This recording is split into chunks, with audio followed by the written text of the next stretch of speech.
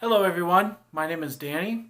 This review is for my ranking of all the theater movies that I saw in 2020 so far, which is pretty much the list for theater movies until the foreseeable future. So that's why I'm doing this video. I know some other people have done their videos also. I can at least admit and kind of brag that I think I saw more theater movies than some other people. I have 23 total. A lot of people have 20 or 21 maybe. So just a couple more, but I pride myself on being able to go to the theater at least twice a week. And sometimes it doesn't happen. Sometimes there's not enough good movies to spend my time or waste my time going to see. So I do see some bad movies. I do see some good movies, but it's a pretty well-rounded list here. I don't have any graphics. I don't have any tools for you, so I'm just going to talk. And I appreciate everybody that listens to this list, and hope you follow me, subscribe, like this video, comment some of your favorites from the year so far. It's okay to disagree. It's okay to not understand what the heck I'm talking about because I like the movies I like and you like the movies you like. But let's keep it simple. Let's keep it kind in the comment area. And otherwise, let's get to the action here. I'm going to start at the bottom because I have two movies that I absolutely just like zonked out in the middle of it because it was so stupid or I just didn't appreciate it whatsoever. And I think everybody's kind of on the same page as this. And that is Doolittle at the bottom at number 23 and Underwater next to that at 22. I gave my worst grades possible to these movies. I can't advise seeing them, and just don't waste your time. Doolittle and Underwater, not worth it. They're just crappy movies. So moving on. These movies I gave the ranking of C. They're mediocre. They're fine. If you want to watch them, go for it. I would understand some people putting them higher on the list, but I just gave them a C because I didn't know what else to do with them other than to say they were fine. So there's a bunch of them. Kind of hang with me, okay? Number 21 is Black Christmas. I honestly didn't see that much wrong with that movie. I know a lot of people tore it apart, but I thought it was fine. The Turning, that's a big one for me because a lot of people think this is the worst movie of the year so far. I understand what it was trying to do. I understand what it was trying to achieve and the direction it was trying to go. I kind of enjoyed it enough that I didn't give it my worst grade. The Grudge. I didn't even remember seeing this, to be honest with you. I put it on my list a month or two later and I was like, oh, I don't think I've seen The Grudge. So I remember nothing about it. But what I remember is that it's a good movie and it can be viewed. It's just a really bad remake. Fantasy Island. Wow. What can I say about Fantasy Island except it's interesting. It's a nice concept. It might not be the most original concept or the most achieved storyline, but it was an okay movie. I could rewatch it someday. That's how I feel about it. Number 17 for me is Downhill. Probably a lot of people have not seen this movie. It is Will Ferrell and his co star, you would know also.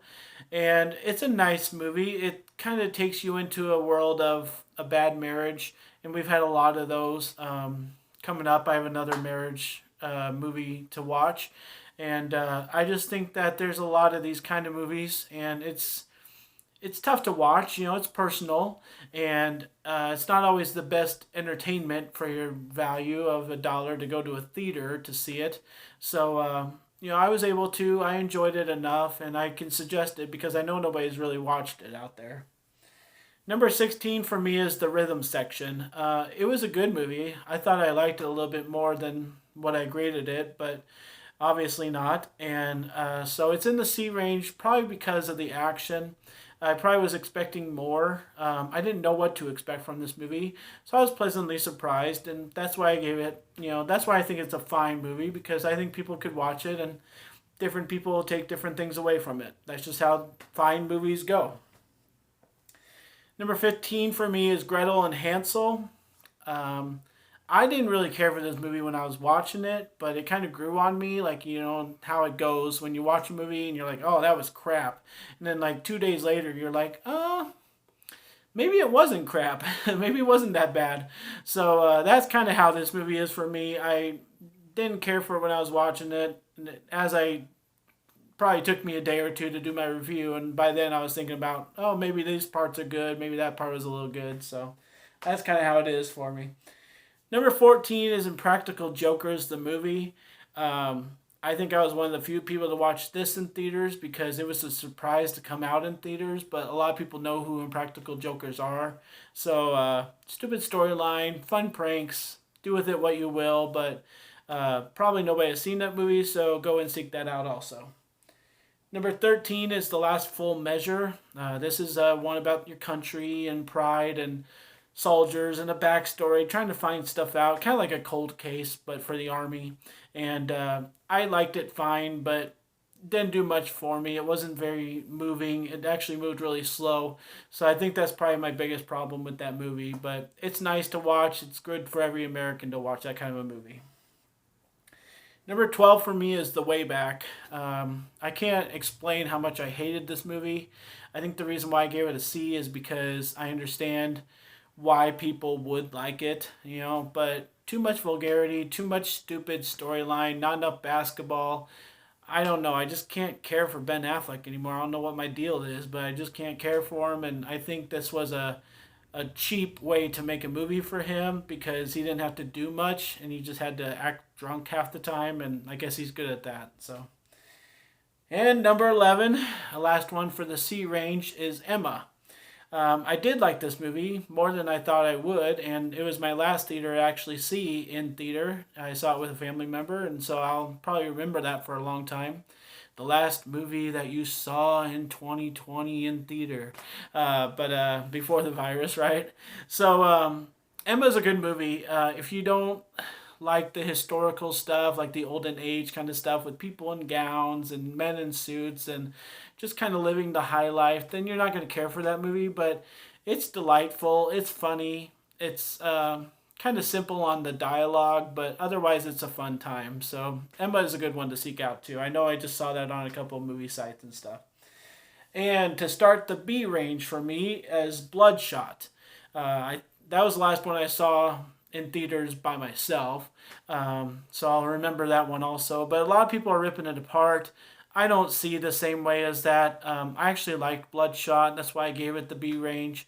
And I think it's worth it, man. I mean, I could watch that again just for the action. I don't care if it's a ripoff or if it's, you know, easy to see what's coming. I just liked it. It was a good time for me. So I can totally recommend Bloodshot. I wish more people liked it, honestly. Number 9 for me is Birds of Prey. Mixed feelings about this because it wasn't as exciting as everybody thought it was going to be. I think that's the consensus on it. And I wish that people would like that movie more. But then on the flip side of things, I didn't like movies like the two Avengers movies. I was bored with those, you know. So, you know, when you get so many superhero movies, you know, it's hard to be so saturated in like every single movie. I think I cared for Birds of Prey more than others because it was a little different and it was a little bit nicer of a story. But I can't believe they did it the way they did and they set it up at the end the way they did. But I'll probably own it someday. I don't know. It was an okay movie, but it was better than what I thought other people thought. So. Number 8 for me is The Lodge. Now, I know nobody saw this in theaters because this is one I have up on some people.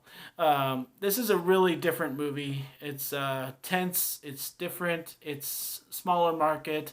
I went to a movie theater like 20 miles away from me just to watch this.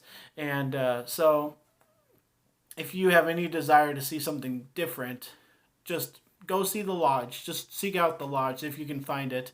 And it's different. I'll just leave it at that. Number 7 for me is Sonic the Hedgehog. I think I don't understand the people that didn't like this movie. I really don't. It was funny. It was, any movie that's off a video game is a good time. You don't have to belittle it or criticize it that harshly. It's just Sonic the Hedgehog. I mean, what are you doing with your life that you have to criticize Sonic the Hedgehog for like a 10-minute review or whatever? So I don't understand the people that didn't like this movie either. I think it's just a good time. I enjoyed myself. I think it was one of the better ones I've seen this year. Number six for me is The Call of the Wild. I did like this movie.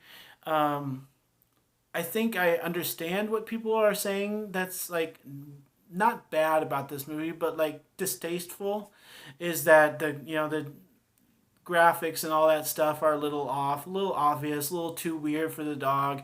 He doesn't look like a real dog and stuff like that. But once again, I'm one of those people that's not going to understand completely why you don't understand a movie. And if you don't see my side of things, I can't really see yours. And I did go see this movie with somebody else, and they were kind of hung up on the graphics, not the story, not the fun time, not the emotions, all that stuff that's in this one. So, can totally suggest to see The Call of the Wild if you haven't seen it yet because it's a good time. Number five for me is The Invisible Man. I have no idea why I have this movie ranked so high, but I didn't really care for it. I cared for the couple things that were really cool in this. I saw the preview for this movie probably seriously like 200 times before I saw the movie because it's everywhere. It was on YouTube ads, it was on commercials, it was on everything. And I was so sick of this movie by the time I finally saw it that I knew what was coming, but again, it blew my mind, and it had some good twists, and it had a good ending, and I just had to give it a high grade because of what it had in it. I mean, it was that suit that the Invisible Man wears. Sorry to give anything away, but damn, that suit is cool, and you can't just ride that off and when you're reviewing a movie because it's one of the coolest things you've seen. You gotta take it into consideration. So I know lots of people have seen The Invisible Man. It was a big box office. It did well at the box office, and so if you haven't seen it yet, you probably should seek it out. Number four for me, for the last of the B range, is 1917. This movie did blow my mind when I didn't think it was going to because everybody had kind of seen it before me, even if 1 or 2 days before, and I had heard some things and I had heard some opinions, and some people were saying it was great, and maybe even it was winning awards already. So I was kind of like, oh man, I have to see this movie, don't I? And I saw it, and it is good. I didn't think it was worthy of an A, but it was good, and I just I don't know if I'll ever see it again. It's one of those movies like once you watch it one time, then it's hard to watch it again because you know what's in it, you know what happens, it's a very long, drawn out process, but it does keep moving. That's why I gave it such a high grade. So totally worth watching. Can't say that it's worth watching more than once. I have three movies that I gave an A to so far in 2020 for all the theater movies that we did have. And at number three is Bad Boys for Life. I am going to own all these, so you can just take that out of the picture. And I loved all these movies, so you can accept that. Bad Boys for Life was a good freaking movie. It had a lot of action. The story was touching. A lot better than any other Bad Boys movie that's ever been out there. And I mean, I think these guys, I think Will Smith is in his prime. He's been doing all these movies. Aladdin, I own that. I thought that was awesome. And he had all Spies in Disguise. Even a cartoon, he kind of killed it. So I think Bad Boys for Life came out at a great time for Will Smith. And Martin Lawrence still kind of had it. So I think maybe he should be done after this. But I think it was a great movie, great story. Gave me everything that I would want out of that movie. And I think that's why it was so good because they didn't try too hard and it didn't act like they were old men who couldn't do anything. So I think that's why I liked it so much. But I will be buying it as soon as it comes out. And I think you all should at least watch it once and just enjoy what that movie holds.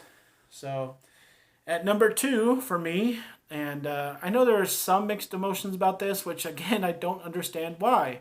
It's such a good movie, and it has so much emotion in it, so much of a good story, and the graphics are beyond something. I mean, compare it to things, but it's better than whatever you're comparing it to, and that is Onward. It is out now. I think a lot of people have seen it on Disney Plus and everything. It's really good, and I'm always going to think that about it. My movie for last year, 2019, overall, out of all the movies I watched, was Toy Story 4. And I think this year, Onward is going to be really close to the top because it was just a really good time. And I don't understand anybody that says it's not a good time, because if you're going to criticize an animated movie, you got to really have justification about what you're saying. Otherwise, you just look like, a middle-aged kind of guy really berating a child's movie, and that's kind of sad. Number one for me, and I was so glad to be able to see this movie. Not many people had seen any ads for this, and it kind of came out of nowhere, and it had a huge cast, and I was so excited for it, and that is The Gentleman. Wow, this movie just talk about having everything with Bad Boys for Life. The Gentleman had more than expected, and there was nonstop stuff going on. And Hugh Grant, where the heck did he come from? I think he was the star, and he shocked everybody.